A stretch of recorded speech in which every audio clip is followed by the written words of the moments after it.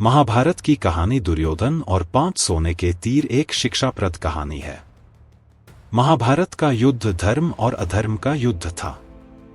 कृष्ण पांडवों के पक्ष से थे, परंतु उन्होंने युद्ध में शस्त्र नहीं उठाने का निर्णय लिया था। वहीं श्री कृष्ण की नारायणी सेना कौरवों की ओर से लड़ रही थी। युद्ध में कभी कौरवों का तो कभी पांडवों का पलड़ा भारी लगता। महाभारत के युद्ध में कुरुक्षेत्र की रणभूमि पर श्री कृष्ण ने प्रत्यक्ष रूप से शस्त्र नहीं उठाए, लेकिन अर्जुन का सारथी बनकर श्री कृष्ण युद्ध भूमि में अर्जुन का मार्गदर्शन करते रहे। द्रौपदी के भाई धृष्टद्युम्न पांडवों के सेनापति थे। वहीं कौरवों के तरफ से गंगा पुत्र भीष्म सेनापति थे। उनके नेतृत्व में युद्ध लड़ा जा रहा था। कौरव दल पूर्ण बल से युद्ध करने के बाद भी 5 पांडव में से किसी का भी बाल भी बांका न कर पा रहा था। कौरवों के प्रधान सेनापति भीष्म 10 दिनों तक पांडव सेना पर भारी पड़े थे। प्रतिदिन भीष्म हजारों सैनिकों को मार रहे थे, परंतु दुर्योधन भीष्म पितामह पर कहीं न कहीं संदेह कर रहा था। उसे लग रहा था कि पितामह भीष्म जानबूझकर पांडवों का साथ देते हैं और उन्हें मारना नहीं चाहते। यही सोचकर एक रात दुर्योधन भीष्म से सीधे बात करने के लिए उनके पास शिविर में पहुंचा। जब दुर्योधन भीष्म के शिविर में पहुंचा तो देखा भीष्म चिंतनशील होकर शिविर में बैठे थे। यूं आधी रात को दुर्योधन को अपने शिविर में प्रवेश करते देख भीष्म हैरान हुए। उन्होंने दुर्योधन से शिविर में आने का कारण पूछा। दुर्योधन ने गुस्से में कहा, पितामह, आपके मोहपूर्ण अन्याय के कारण मैं आधी रात को आपके शिविर में आने के लिए विवश हुआ हूं। आप अगर पूरी कर्तव्यनिष्ठा और मोहरहित होकर पांडवों के साथ युद्ध करते तो शायद मुझे यहां आने की आवश्यकता नहीं पड़ती। युद्ध शुरू हुए 10 दिन बीत चुके हैं, लेकिन आप अभी तक पांडवों को पराजित नहीं कर पाए हैं।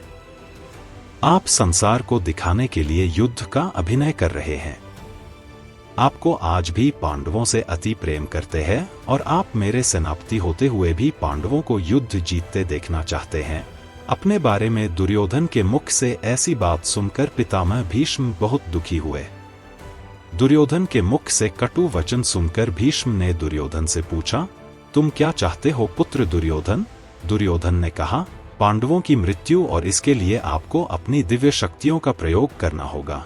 पितामह भीष्म ने अपनी शस्त्र विद्या का प्रयोग करते हुए सोने के 5 अचूक तीर निकाले और इसे अभिमंत्रित करके बोले, दुर्योधन, तुम व्यर्थ में संदेह करते हो। इन बाणों से कोई नहीं बच सकता। कल का दिन युद्ध का अंतिम दिन होगा।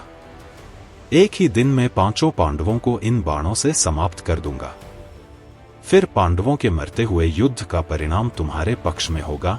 पितामह भीष्म की बात सुनकर दुर्योधन प्रसन्न हुआ, लेकिन अगले ही क्षण उसके मन में पितामह भीष्म के प्रति संदेह उत्पन्न हो गया।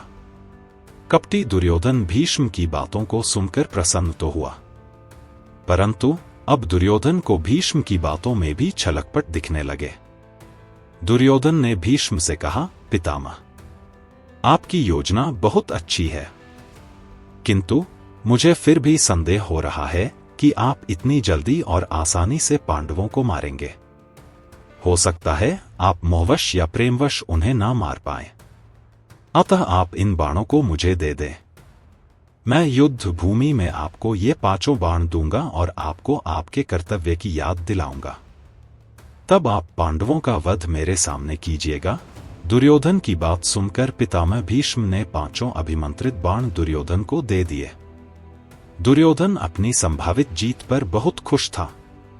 वह बाण लेकर अपने शिविर में चला गया। भीष्म के शिविर के पास पहरा दे रहे पांडवों के एक गुप्तचर ने सारी बातें सुन ली। उसने महाराज युधिष्ठिर को आकर सोने के बाण के बारे में सूचना दी।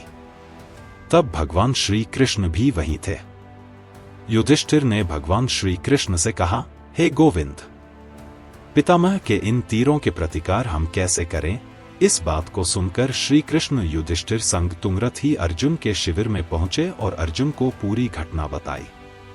श्री कृष्ण ने अर्जुन से कहा कि पार्थ, तुम्हें दुर्योधन से उन 5 बाणों को मांगना होगा श्री कृष्ण की बात सुनकर अर्जुन ने अचंभित होकर पूछा, दुर्योधन भला वो तीर मुझे क्यों देगा? तब श्री कृष्ण ने अर्जुन को स्मरण दिलाया कि एक बार अर्जुन ने दुर्योधन को यक्ष और गंधर्वों के हमले से बचाया था। तब दुर्योधन ने प्रसन्न होकर अर्जुन से कहा था कि वो कोई भी कीमती चीज दुर्योधन से मांग सकता है। उस दिन अर्जुन ने बात को टालते हुए दुर्योधन से कुछ नहीं मांगा था।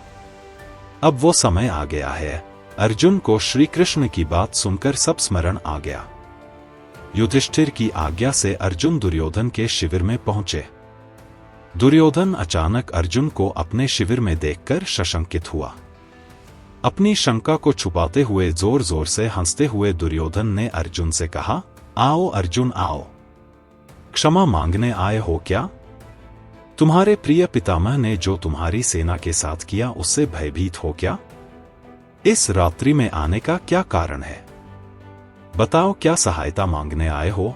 अर्जुन ने कहा, भ्राता दुर्योधन, प्राणिपाद, सही समझा अपने, मैं आपसे याचना करने ही आया हूं, परंतु मेरे मांगने से पहले ही आप उसे देने के लिए विवश है। दुर्योधन हंसता हुआ बोला, मैं विवश हूं अर्जुन? याचक विवश होता है, दाता नहीं।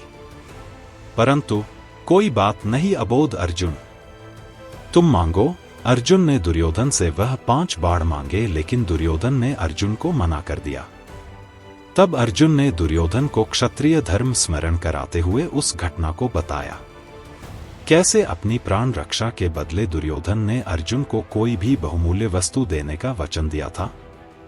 दुर्योधन ने अर्जुन से कहा, तुम कुछ और मांग लो, मैं यह नहीं दे सकता। तब अर्जुन ने कहा, यदि आप अपने वचन को पूरा नहीं करना चाहते तो कोई बात नहीं भ्राता। अब आपके पास कुछ बहुमूल्य है भी तो नहीं जो मांगा जाए। सामर्थ्य के अभाव में आपको पितामह के बाणों की आवश्यकता भी है। ठीक है, मैं चलता हूं। अर्जुन के कटाक्षों से दुविधा में फंसे दुर्योधन ने कहा, रुको अर्जुन, किसके पास सामर्थ्य नहीं है? हम 100 हैं, तुम 5 हो। फिर ना चाहते हुए भी दुर्योधन ने 5 बाण अर्जुन को दे दिए। अर्जुन उन दिव्य बाणों को प्राप्त कर अपने शिविर में आ गए। इस तरह भीष्म से बाण लेने की गलती दुर्योधन पर भारी बहुत पड़ी और पांडवों की मौत टल गई। महाभारत के युद्ध के अंत में पांडवों की जीत हुई।